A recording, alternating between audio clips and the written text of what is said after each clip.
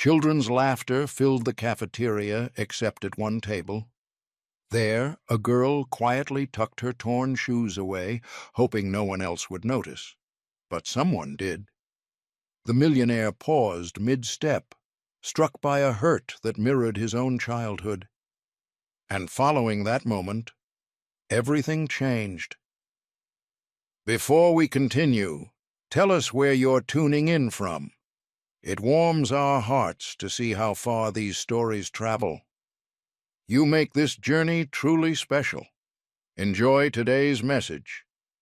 Rain tapped steadily against the tinted windows of the black SUV as it pulled up in front of Lincoln Elementary, the gray Portland sky hanging low enough to feel personal. Lucas Grant stepped out without an umbrella, the drizzle darkening the shoulders of his navy blazer as if the weather had singled him out.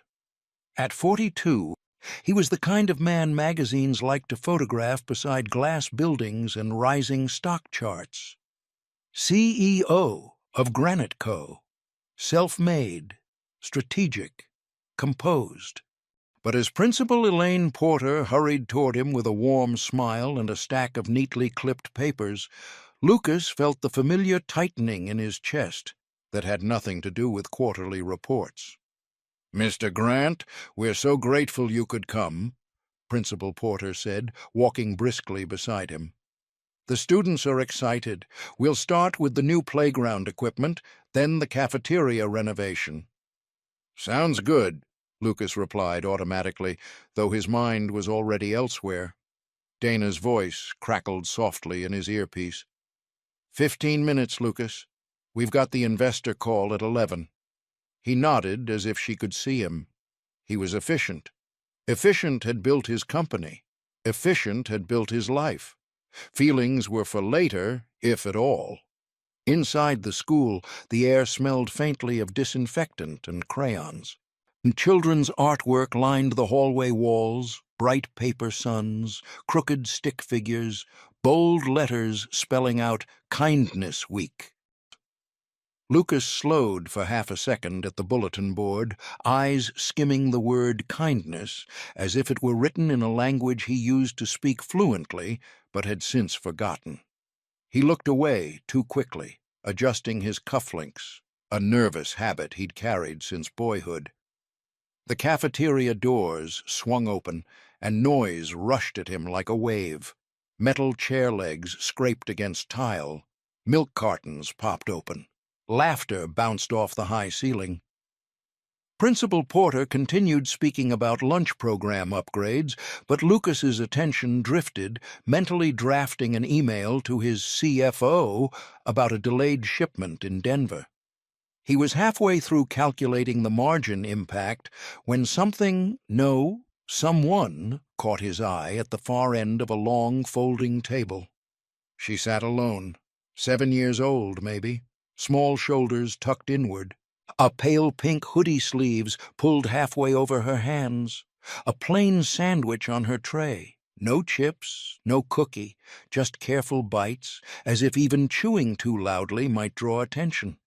Her name tag read, Maya Harper. 2 boys, Tyler and Chase, according to the sharp call of a teacher nearby, wandered past her table with the casual cruelty children sometimes mistake for humor. Tyler glanced down and snorted. "Hey, Maya, your shoes lose a fight with a garbage truck?" Chase laughed, not even slowing down. Lucas's gaze dropped automatically. Torn canvas, duct tape wrapped around a peeling sole. The left shoe split slightly at the toe, like it had been opening and closing its mouth for too long. The sound of the cafeteria faded. In its place came another hallway, another echo, another pair of shoes, his own, decades ago, wrapped in tape his mother had smoothed carefully with tired hands at the kitchen table. He could still hear the boys chanting, "Look at his shoes! Oh, look at his shoes!" He could still feel the heat rising to his ears, as if shame had a temperature. Back in the present, Maya's face flushed. She pulled both feet under the bench in one quick motion as though she could hide the evidence of her life beneath splintered wood. For a moment she kept her head down. Then, almost against her will, she looked up. Her eyes met his. It was brief, startled, the look of someone caught being seen. And then she dropped her gaze back to her tray, shoulders curling inward. And as you can see, the new lunch line has improved traffic flow significantly, Principal Porter was saying, gesturing toward stainless steel counters. Lucas didn't move. His fingers tapped once against his cufflink. Dana's voice cut in softly. "Lucas, we're already 2 minutes over." He watched as Tyler and Chase drifted off, still laughing. He watched Maya tuck her feet even farther under the bench, as if she could erase herself from the room. He knew this script. Adults pretend not to notice. They move on. They tell themselves kids are resilient. They tell themselves it's not their place. Lucas swallowed. "We'll take a few extra minutes," he said quietly. Principal Porter blinked. "Of course." The noise of the cafeteria seemed louder now, sharper. Lucas felt something old and buried pushing at his ribs. The image of those taped shoes overlaid with his own childhood memory so precisely it made his jaw tighten. He had spent years convincing himself he'd outgrown that boy, that he'd buried him beneath tailored suits and corner offices. But there he was, sitting alone at the end of a cafeteria table. Lucas stepped away from the principal mid-sentence. He walked toward the serving counter and picked up a tray without really looking at what was on it. The lunch lady gave him a puzzled smile as she handed over a carton of chocolate milk. He carried the tray with steady hands, though his pulse had begun to pound in his ears. At the far end of the table, Maya stared at her sandwich, as if focusing hard enough could shrink the world around her. She didn't see him until his shadow fell across the tabletop. "Mind if I sit here?" he asked. She looked up slowly. There was a flicker of confusion, then caution. Adults didn't usually choose her table. She gave a small shrug. Lucas lowered himself onto the bench across from her. The metal creaked under his weight. For a moment, neither of them spoke. The cafeteria noise filled the space between them. He noticed the careful way she kept her feet tucked beneath the bench, the way her fingers worried at the crust of her sandwich, the way she tried to make herself smaller. Across the room, Principal Porter watched, uncertain, but said nothing. Lucas glanced down once more at the edge of tape barely visible beneath the bench. He felt the ghost of a kitchen table, a tired mother's sigh, and a hallway full of laughter that wasn't kind. He looked back at Maya. The script had always been to walk away. This time, he didn't. He adjusted his tray, set the chocolate milk down carefully, and prepared to speak fully aware that whatever he did next would not be just about a pair of shoes. For a few seconds, the noise of the cafeteria did all the talking for them. Metal trays clattered, someone shouted across the room about trading cookies. A teacher reminded a table to use inside voices. Lucas sat across from Maya Harper, the CEO of a billion-dollar company, suddenly unsure how to speak to a 7-year-old girl with duct tape on her shoes. He cleared his throat lightly. "That's quite a drawing you've got there?" Maya's eyes flicked down to the sheet of paper beside her tray. It was a crayon sketch, bold lines, uneven mountains, a small stick-figure girl standing at the bottom of a tall peak. Off to one side was a taller figure in a square jacket shape, only half-colored in, as if she hadn't decided whether to finish him. "It's a mountain," she said softly. "I can see that," Lucas replied, allowing the faintest smile. "Looks steep. Takes guts to climb something like that." She traced the outline of the mountain with her fingertip. "I like drawing places that feel bigger than here." The way she said here made it sound like a cage no one else could see. Lucas nodded slowly. "Bigger can be good," he said. "Gives you room to breathe." Her shoulders relaxed a fraction, but her feet remained hidden beneath the bench. He hesitated, then glanced down, not too obviously, but enough. "Your shoes," he began gently. "They look like they've been on a lot of adventures." The reaction was immediate. Her spine stiffened, one foot instinctively slid farther back, heel pressing against the cold metal bar beneath the bench. A shadow crossed her face. "They're fine," she said quickly, too quickly. "Mom says we're saving up for better ones. We just like to use things until they're really, really done." She delivered the line with a brightness that didn't match her eyes. It wasn't pride, it was defense, a shield carefully built out of loyalty. Lucas felt something twist in his chest. "We're just stretching things a little longer, honey." His mother's voice drifted through his memory so clearly he could almost smell the cheap laundry detergent from their old apartment. He remembered sitting at the kitchen table while she smoothed tape over his shoes, pressing the edges down with tired fingers. "No one will notice," she'd said. Everyone had noticed. He almost said it, "I know what it's like." The words rose to the back of his throat, but they stopped there. The old wall he'd built around that part of his life still stood solid and tall.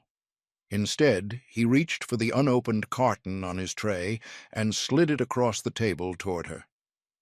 "My doctor keeps telling me I need to cut back on sugar," he said lightly. "You'd be doing me a favor." Maya blinked at the chocolate milk as if it might disappear. "Are you sure?" "Positive. I'm terrible at following instructions." She hesitated only a second before taking it with both hands. "Thank you, Mr. Lucas," he corrected gently. Then, softer, "You can call me Lucas." She tested it quietly under her breath. "Thank you, Lucas." Across the cafeteria, Ms. Henderson paused mid-step when she noticed the unusual pairing at the end of the table. She approached cautiously, eyebrows lifting in surprise. "Maya's one of our helpers," she said, offering Lucas a polite smile. "She always makes sure the kindergarteners have someone to sit with." Maya's cheeks pinked slightly, though she kept her eyes down. "That's so?" Lucas said. "Sounds like leadership to me." Ms. Henderson's expression shifted just slightly. There was something behind it, concern, protectiveness. But she didn't elaborate. She respected the line between teacher and student, between help and exposure. "We're glad you could visit today, Mr. Grant," she said before moving on. The cafeteria returned to its rhythm. Lucas took a small bite of food he didn't taste. "Do you like school?" he asked. Maya shrugged again, the motion small but practiced. "It's okay." "Just okay?" She glanced up at him, measuring how honest she could be. "Sometimes it's loud." He nodded. "It can be." There was a pause, then she asked, "Are you famous?" The question caught him off guard. He let out a soft huff of laughter. "Depends who you ask." "My friend said you're rich," she said plainly. Kids had a way of cutting through layers adults built. Lucas considered his answer. "I work hard," he said. "I've been lucky." She studied his blazer, his watch, the polished shine of his shoes. Then she looked down at her own hidden feet. For a moment he thought she might say something more. Instead, she took a sip of the chocolate milk, eyes closing briefly as if savoring it. From the other side of the cafeteria, Principal Porter caught his eye and gestured subtly toward the hallway, reminding him of the schedule. Dana's voice buzzed faintly again in his ear. "Lucas, we really do need to wrap." He nodded once. "Well," he said, pushing back slightly from the table, I should let you get back to conquering that mountain. A tiny smile tugged at the corner of Maya's mouth. It's not finished yet. Good, he replied. The best ones never are. He stood, tray in hand. For a moment he almost reached down to say something about the shoes, something real, but he stopped himself. Not yet. He wasn't sure he'd earned that right. As he walked away, he felt her eyes on his back. The tour resumed. Hallways, classrooms, a quick handshake with a school board member. Lucas nodded at all the appropriate moments, responded to all the appropriate comments. He was back in CEO mode. But the image wouldn't leave him, the way Maya had curled her toes under the bench, as if she could shrink her life down to the size of her hidden feet.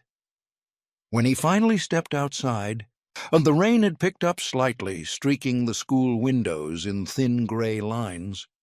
He paused at the base of the steps, something tugging at him. Through the rain-dappled glass, he spotted her again. Maya sat alone on a bench near the entrance now, waiting for pickup. The other kids clustered in small groups. She traced patterns on the cracked edge of her shoe with the toe of the other, drawing invisible lines as if mapping a future no one else could see. Lucas looked down at his own shoes' polished leather, flawless, expensive enough to feed a family for a month. For the first time in years, they felt heavier than they should. Dana's voice came through once more. So, PR visit? Worth it? Lucas didn't answer right away. He kept watching the little girl on the bench, the rain blurring the edges of everything but her. Ask me, he said finally, after I figure out what I'm going to do about it. He didn't yet know what that would be, but he knew one thing with painful clarity. This wasn't over. Lucas did not go straight back to the office. By the time he stepped out of the building, the investor call Dana had been nudging him toward was already underway. She'd texted that she had opened without him, and for once he'd let someone else carry the first few minutes. That, more than anything, should have told him this was no longer a simple visit filed under community engagement. Instead of directing the driver toward Granite Co.'s glass headquarters downtown, he leaned forward slightly and said, "Give me 5 minutes." Principal Porter had returned to her office to grab a folder before he left, and Lucas followed her down the hallway without quite knowing what he was going to ask. He stood in the doorway while she set the folder on her desk. "Is there something else we can show you, Mr. Grant?" she asked politely. Lucas slipped his hands into his pockets, aware that this next part required care. "You mentioned earlier the school does what it can for students who might be struggling." Porter's shoulders eased just slightly. She had heard that tone before from donors, from parents, from board members who wanted to help, but didn't always understand what helping actually meant. "We do," she said. "Lunch vouchers, shoe drives, fee waivers when we can manage it. But there are more families who need support than there is budget. Single parents working double shifts. Kids taking on responsibilities no 7-year-old should have to think about." She exhaled slowly. "It's constant." She didn't offer names. She didn't need to. Lucas nodded. He respected the boundary. He understood privacy. He understood pride. "Does the school partner with any local businesses for that support?" he asked. "Occasionally," she said. "When someone steps forward?" Lucas gave a small nod. "We might be able to formalize something." Quietly, her eyebrows lifted. "That would mean a great deal." He didn't say anything more. He didn't mention Maya. He didn't need to.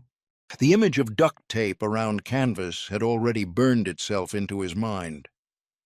Back in the SUV, he waited until they'd pulled away from the curb before speaking into the quiet cabin. "Dana, I'm here. Run a quick check. Local applicants from the past year, warehouse or entry-level positions. School-aged kids in the Lincoln Elementary District. There was a pause. That's specific. Call it market research, he said evenly. Start with the name Rachel. I don't have a last name yet. Another pause, shorter this time. I'll see what I can find. He leaned back against the leather seat, watching rain streak the window. He told himself this was about systems, about creating infrastructure so no child had to hide her shoes. But the truth was simpler. He couldn't unsee her. That evening, and he did something he hadn't done in years. He asked the driver to drop him off at a small neighborhood grocery store instead of his usual upscale market. "I'll walk home," he said. It wasn't true, but he needed to move, to think. The fluorescent lights inside the store hummed softly. The aisles were narrow, the shelves packed tight. He pushed a basket he didn't need down the bread aisle and nearly stopped short. Maya stood a few feet away, still in her school hoodie, comparing two cereal boxes. She held the cheaper one longer, then carefully put the other back. At the end of the aisle stood her mother, Rachel Harper. She wore a faded restaurant polo and black slacks that had been washed too many times. Her hair was pulled back hastily, wisps escaping near her temples. One hand gripped her phone so tightly her knuckles had gone pale. Lucas wasn't trying to listen, but her voice carried in the quiet aisle. "Mr. Klein, I know I'm late," she said, her tone low but urgent. "I'm waiting on extra shifts, please." Just give me until Friday. I don't want to uproot my daughter again." A long silence followed. Lucas watched her shoulders rise and fall as she listened. "Yes," she said finally. "I understand. I'll try to get something together. Just please don't show up at the door in front of her." She ended the call and stood still for a moment, eyes closed, gathering herself. Then she turned toward Maya with a smile that didn't quite reach her eyes. "We're good," she said brightly. "We'll just get the essentials." At the checkout line, Lucas lingered a few customers back. He watched Rachel study the total on the screen, then quietly begin removing items. Milk went first, then the better cereal. Maya looked up at her. "I like the plain one better anyway, Mom. It's crunchier." Another small lie, protective, loyal. Rachel smiled at her daughter in a way that looked like it hurt. "That's my girl." Lucas stepped forward when it was his turn. He placed a few items on the belt and caught the cashier's eye. "Add their total to mine," he said quietly. "Tell them it's a store promotion, please. No names." The cashier studied him for half a second, then nodded. "We've had a lot of those lately," she said softly. "It'll be our secret." When Rachel's receipt printed, the cashier smiled. "Good news. Looks like your order qualified for today's promotion." Rachel blinked. "What promotion?" "Just one of those random register rewards," the cashier replied easily. Rachel hesitated, suspicion flickering across her face, but relief won out. "Thank you," she said, gathering the bag.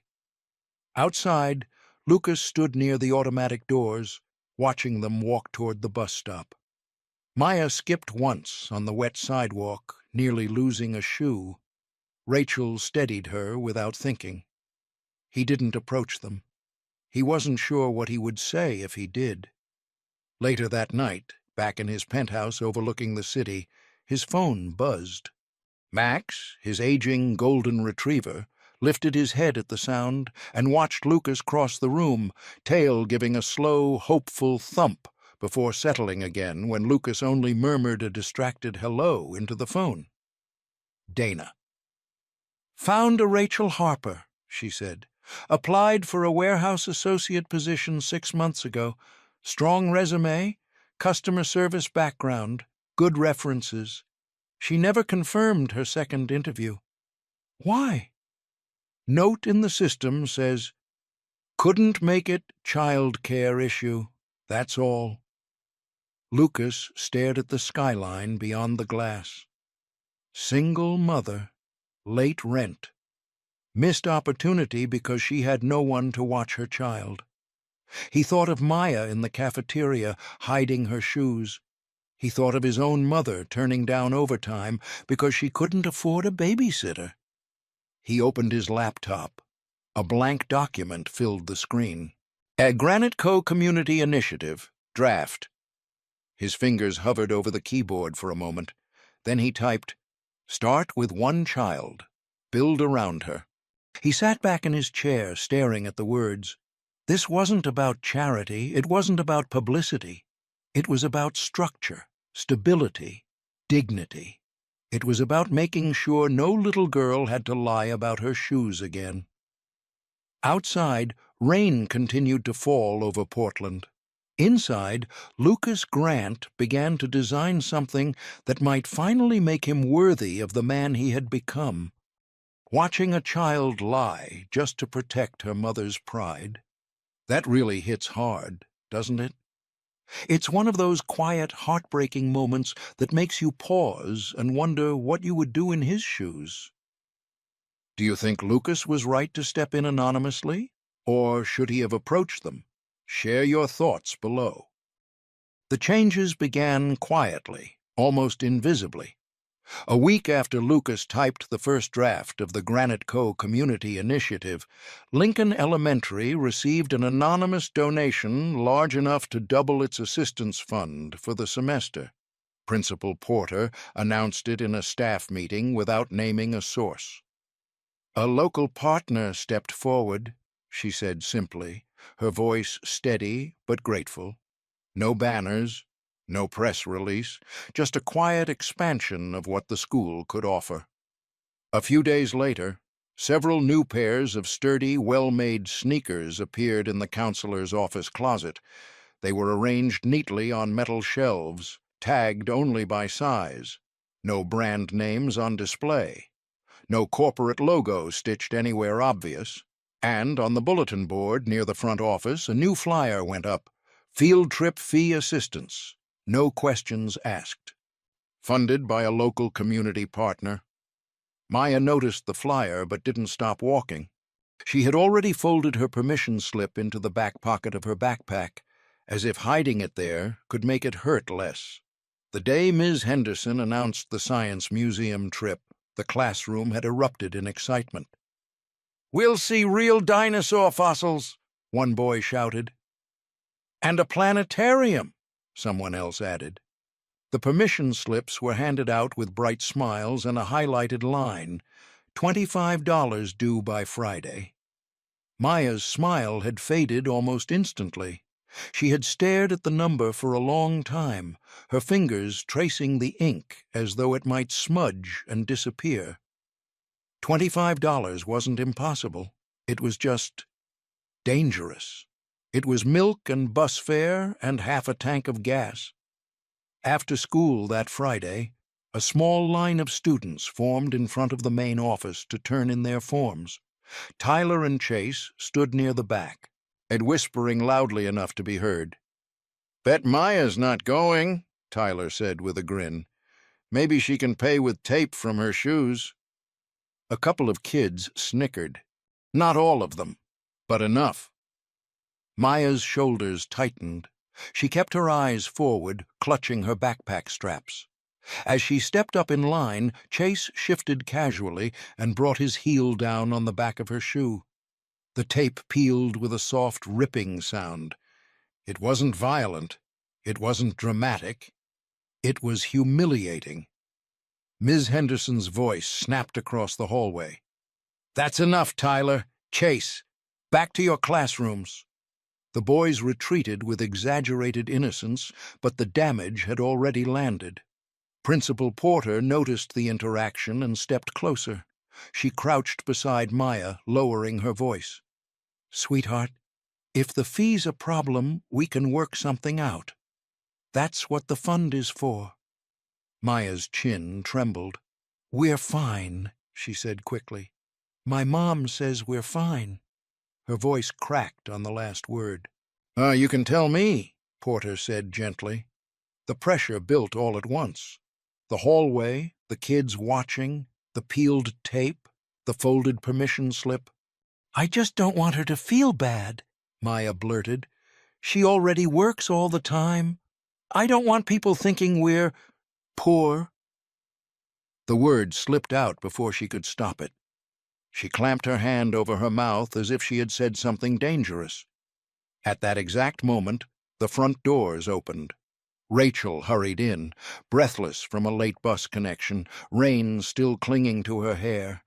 She took in the scene in one sweep, her daughter's tear-streaked face, the peeled shoe, the concerned principal.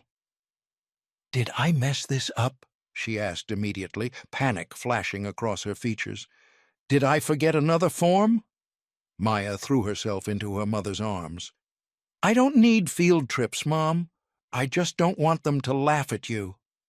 Rachel's face crumpled in a way she tried desperately to hide. She wrapped her arms around her daughter, holding her close as if she could shield her from every cruel word ever spoken. From just outside the office doorway, Lucas heard everything. He had returned that afternoon to finalize paperwork for Granite Co.'s formal partnership with the school. He had been reviewing timelines with Principal Porter when the commotion began. He stood still now, just beyond the line of sight, listening to a 7-year-old girl beg not to be pitied, and a mother silently blaming herself for not having enough. The scene was small, no cameras, no dramatic music, but it hit harder than any boardroom confrontation ever had.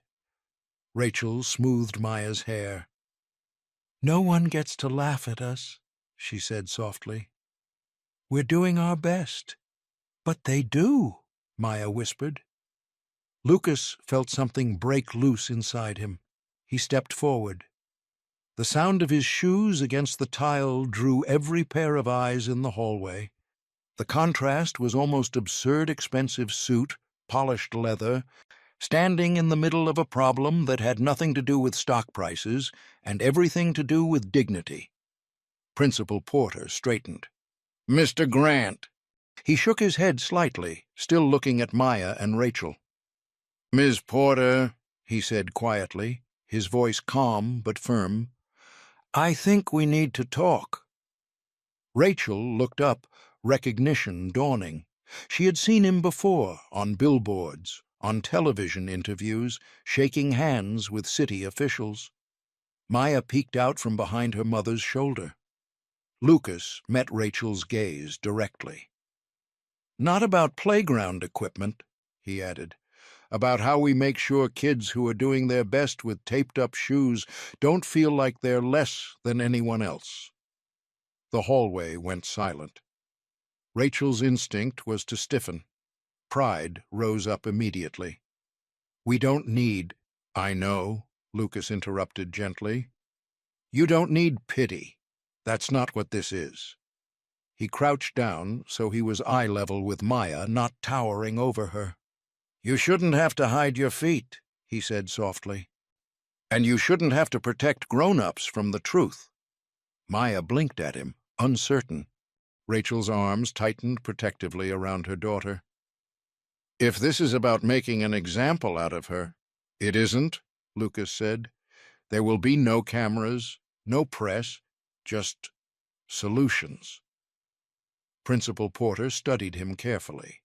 She had known donors before, some generous, some self-serving. This felt different, less polished, more personal. "Why?" Rachel asked bluntly. "Why do you care?" Lucas hesitated. For a moment, the old wall threatened to rise again. "Because I was her." But he didn't say it yet.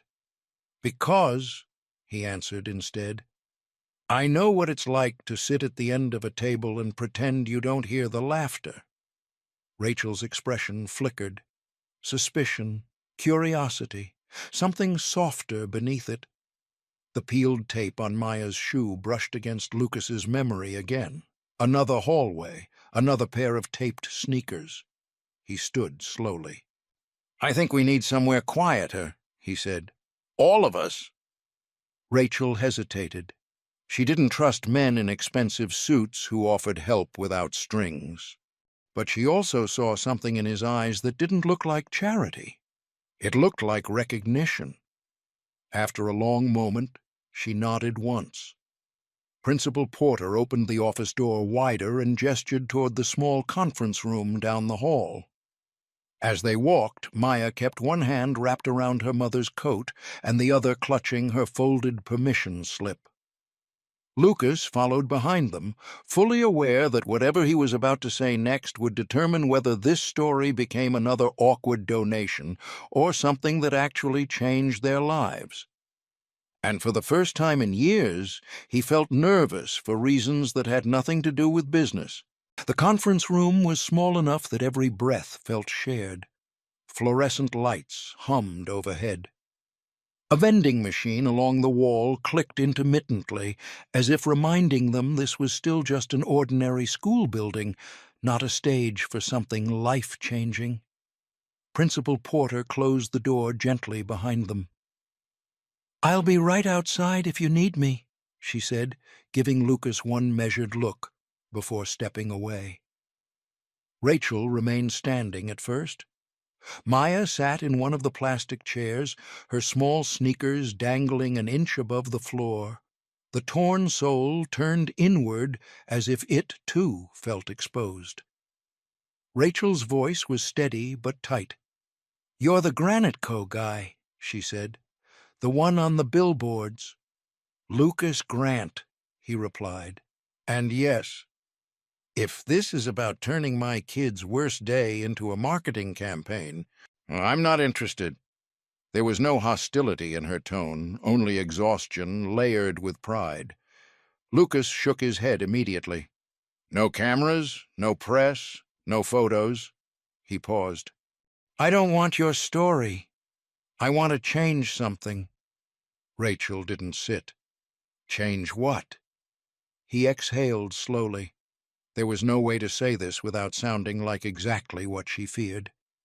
"Some of the recent support at the school, the expanded assistance fund, the shoe closet, the field trip scholarships, came from an anonymous donor." He held her gaze. "That donor works at Granite Co." Rachel's jaw tightened. "So we're a charity case?" "No. It feels like it." Maya looked between them, confused. "Mom! He gave me chocolate milk." Rachel's eyes softened for half a second, then hardened again. "That doesn't mean he gets to decide what's best for us." Lucas nodded once.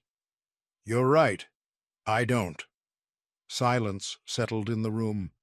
It wasn't hostile, just heavy. He lowered himself into the chair across from Maya. He placed his hands on the table, open, not folded. "I grew up in a two-bedroom apartment with peeling paint and a landlord who knocked on the door more often than he should have," he said quietly. "My mom worked nights cleaning offices. I wore shoes like those." He glanced down at Maya's feet. She looked up slowly. "I used to sit at the end of the table, too," he continued, "pretending I didn't hear the laughter, pretending I didn't see the looks. I told myself it didn't matter. But it did." Rachel's expression shifted skepticism, giving way to something closer to recognition. "I can still hear the way they said my name," Lucas admitted, "like it was a joke, like I was a joke." The words cost him something. He hadn't spoken them out loud in years. Rachel sank into the chair beside Maya without realizing she had decided to sit. "I'm not ashamed of working hard," she said quietly. I'm ashamed that it's still not enough. I do the math every night at the kitchen table, rent, groceries, bus fare. I move numbers around like I'm trying to win a game I never signed up for." Maya reached for her mother's hand. "I don't want her thinking her life is something I'm constantly trying to fix," Rachel added, her voice thinning. Maya looked at Lucas. "I told the kids my shoes are superhero shoes," she whispered. "Because superheroes don't need new stuff all the time. They just keep going." Lucas felt his throat tighten. "I didn't want them to think we're broken," she added. He leaned forward slightly. "You're not broken," he said gently, "and neither is your mom." Rachel swallowed hard. "I'm not here to save you," Lucas continued. "I don't believe in saviors. I believe in structure, in making sure systems don't crush people who are already trying their hardest." Rachel studied him carefully. "What does that mean for us?" "It means," he said, and choosing his words with care, "there's a position at Granite Co.'s local warehouse, predictable hours, benefits, schedules that line up with school pickup. It means the school fund stays in place for every child here, not just yours. And it means everything runs through existing systems, no spotlight, no public thank yous, no gratitude debt." Rachel's eyes narrowed slightly. "And what do you get out of it?" Lucas didn't look away. "Peace." The word hung there. "And what happens," she pressed, "when you get bored? When the PR value wears off?" "This isn't PR," he said firmly. "I didn't attach my name to any of it.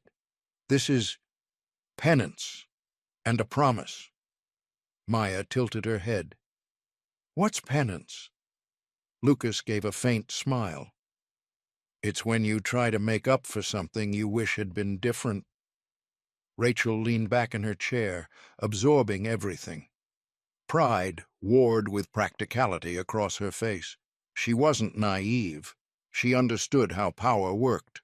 And she also understood eviction notices. "We need time," she said finally.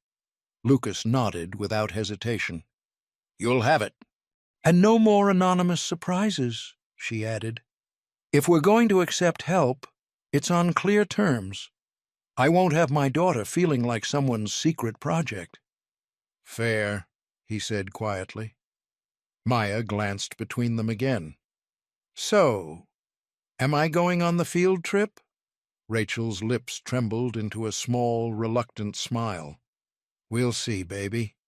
Lucas stood, smoothing his blazer. "The offer stands," he said, "whether you take it or not." Rachel rose as well. "You're asking me to trust you." "I am."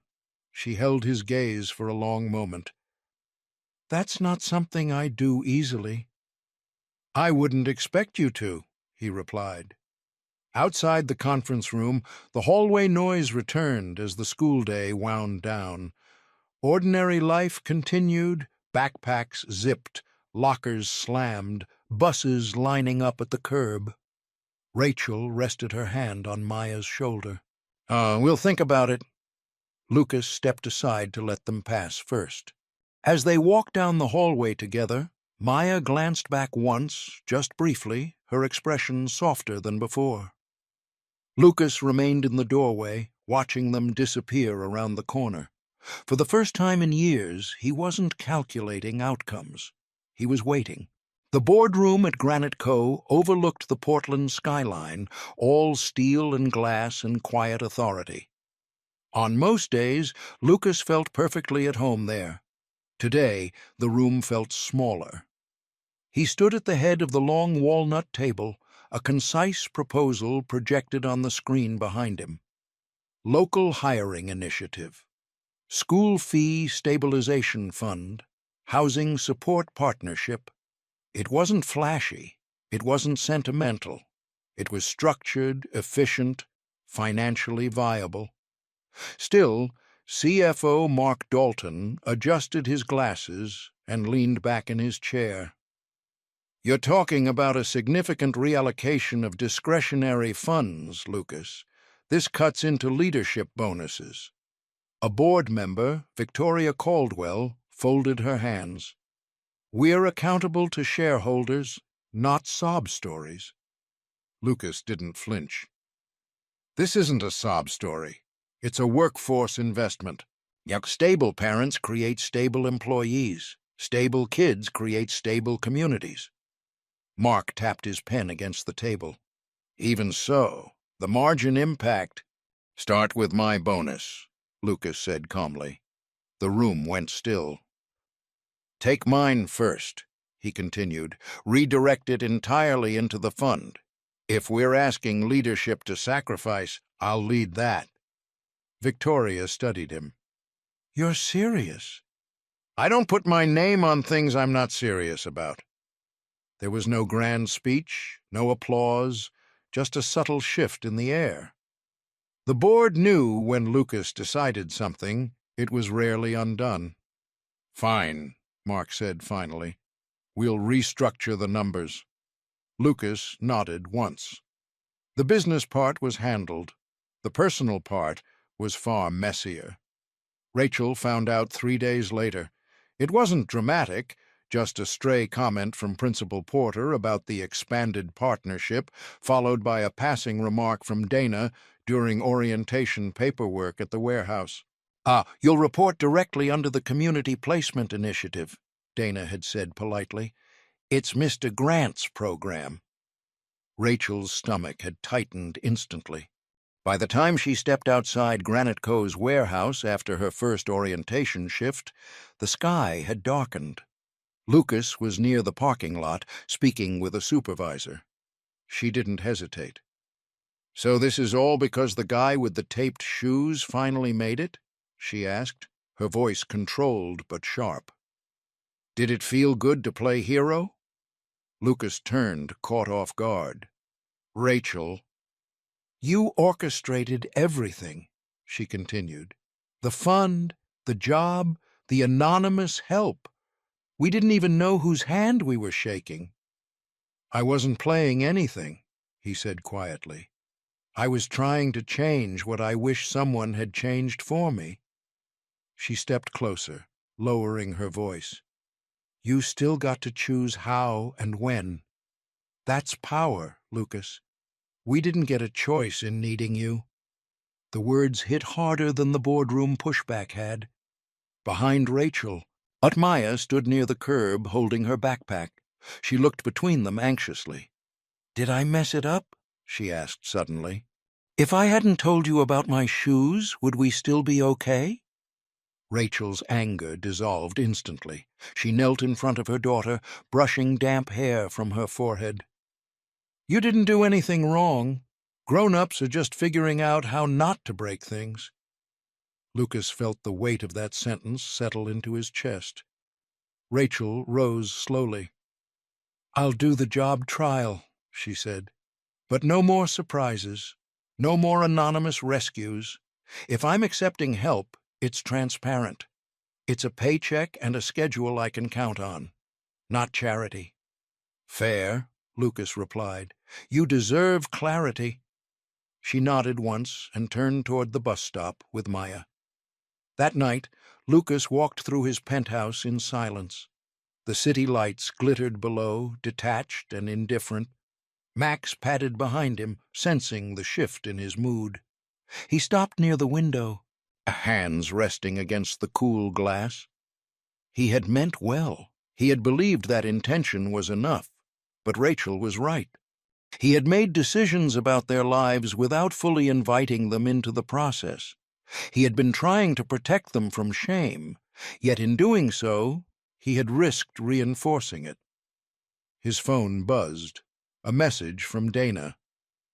The board approved your bonus reallocation, it read. Programs are officially permanent. Permanent. He exhaled slowly. Keep everything in place, he told Dana when she called to confirm details.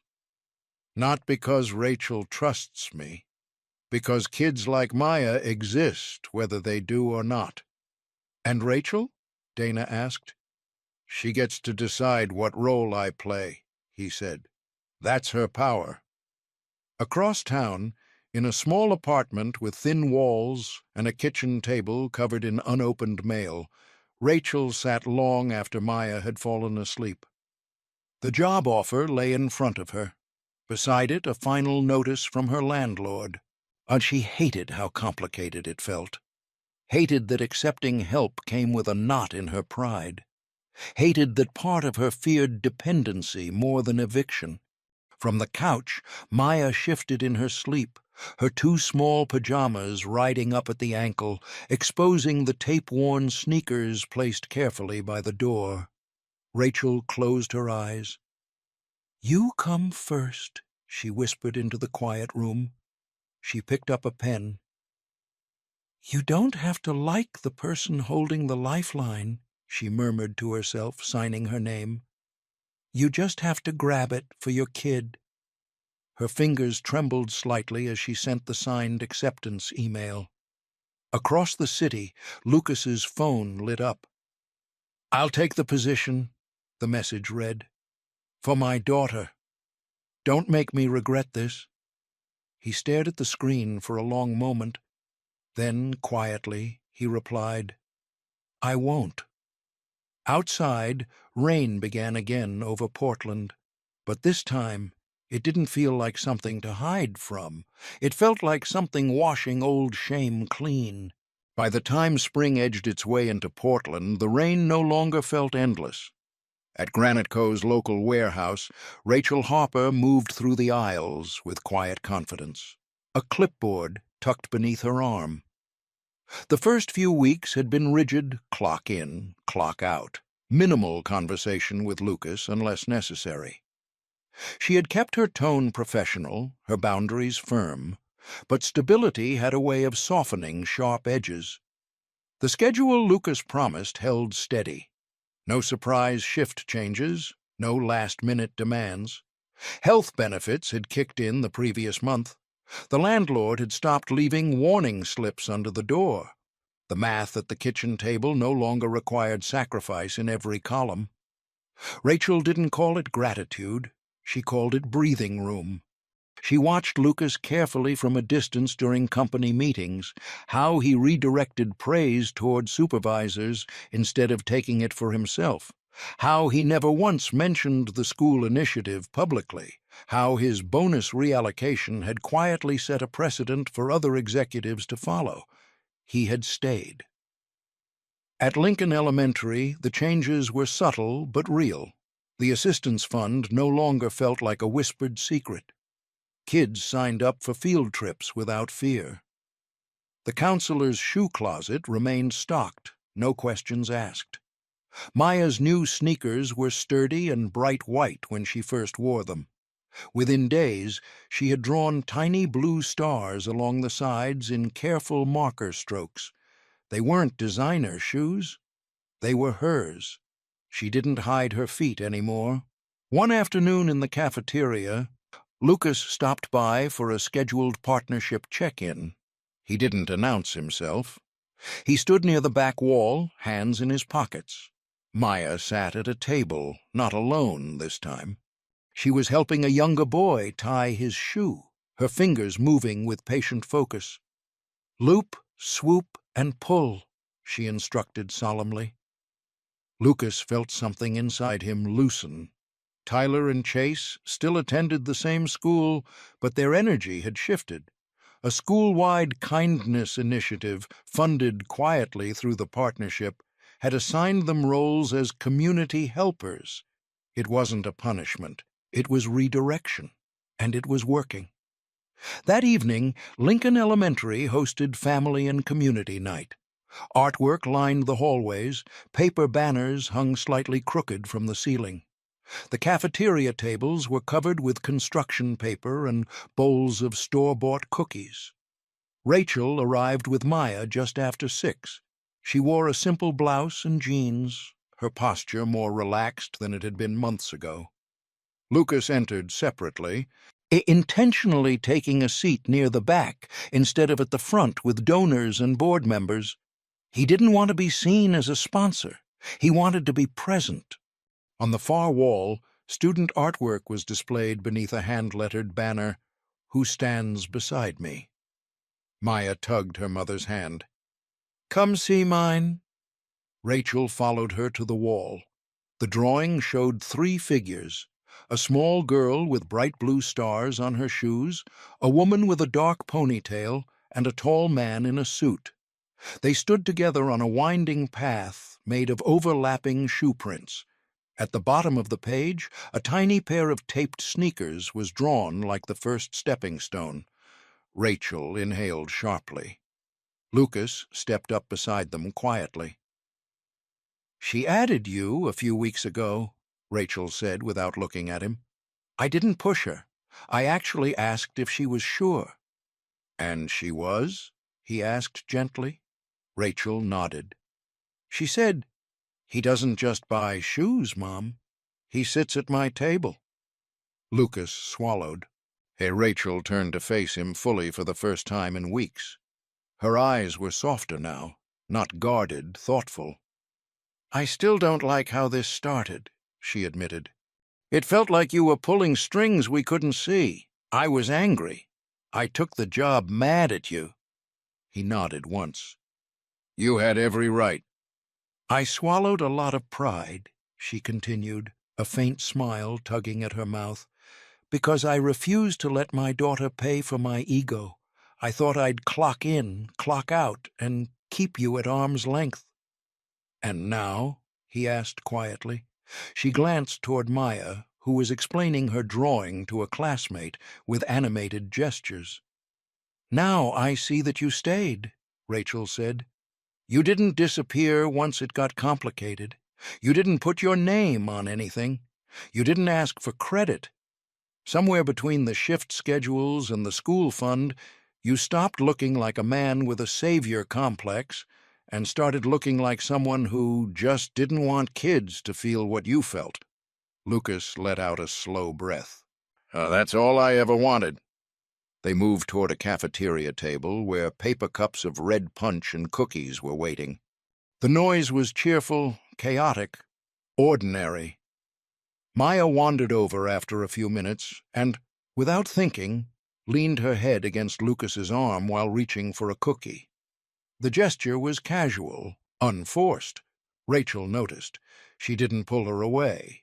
Instead, she took a sip of punch and said lightly, "We're heading to the park Saturday for the community cleanup. You're welcome to join if you're not too busy being a CEO." Lucas smiled. "I think I can rearrange a meeting or two." Later that night, in the Harper apartment, the old torn sneakers sat cleaned and neatly tied together on a small shelf above the couch. The tape was still visible, but it no longer looked like something to hide. It looked like history. Beside them sat a framed photo from Family Night Maya between Rachel and Lucas, all three mid-laugh, unposed. Outside, the sidewalks were still damp from earlier rain. Streetlights reflected in small puddles. The next morning, as they walked together toward the park, Maya in the middle, holding one adult hand in each of hers, 3 sets of footprints pressed into the wet pavement. 2 larger pairs framing one small pair, marked with tiny hand-drawn stars. Some wounds never announce themselves. They don't shout. They don't bleed where everyone can see. They show up in taped shoes, in folded permission slips, in little girls who learn to lie so their mothers don't feel ashamed. Lucas couldn't go back and stand beside the boy he used to be, but he could refuse to look away when that boy's reflection showed up at the end of a cafeteria table. Rachel couldn't stand the idea of needing help, but she chose her daughter over her pride. And somewhere between those 2 choices, between taped sneakers and steady paychecks, or between silence and honesty, a new kind of family began to take shape. They hadn't erased the past. They had simply chosen, together, to walk forward. And this time no one was hiding their shoes. And that's where this story gently ends. Even though all characters and events are fictional, this story was created for entertainment, to inspire hope, compassion, and the kind of quiet strength that restores faith in humanity. Did this story move something in you? A memory? A truth? A small act that meant everything? I'd love to hear it. Drop a comment below. If this touched your heart, go ahead and like, share, and subscribe for more inspirational stories, heartwarming moments, and real reminders of the good in people. There's more waiting for you on the end screen. Feel free to explore. Thanks for being here. I'm Flint, wishing you warmth, courage, and the grace to look closer when it matters. I'll see you in the next story.